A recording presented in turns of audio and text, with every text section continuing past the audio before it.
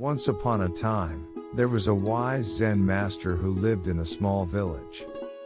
He was famous for being calm and peaceful. One day, a very angry man approached the Zen master, his face red with rage. He shouted mean things and insulted him, hoping to make the Zen master lose his temper. But the Zen master remained completely calm. He listened carefully to the angry man's words, looking at him with kindness and compassion. When the angry man finally exhausted himself, he demanded, "Why don't you respond? Aren't you affected by my anger?"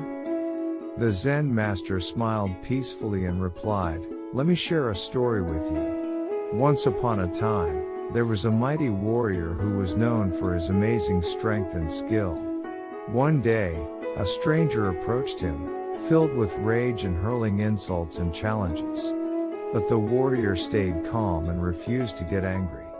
The stranger got even angrier when he saw the warrior's tranquility and attacked him with all his might. But the warrior didn't flinch or fight back. He stood there, completely unaffected by the stranger's attacks. After a while, the stranger grew tired and confused. He asked, "Why aren't you fighting back? How can you stay so calm?" The warrior smiled and said, "Every morning, I wake up early and practice my martial arts. I train my body and mind to be strong. But there's one important thing I've learned. Anger is like a burning coal inside us.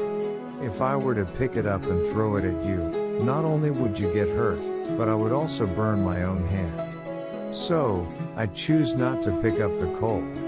The Zen master looked at the angry man and said, "Just like the warrior realized the uselessness of anger, I also choose not to pick up the coal of your anger.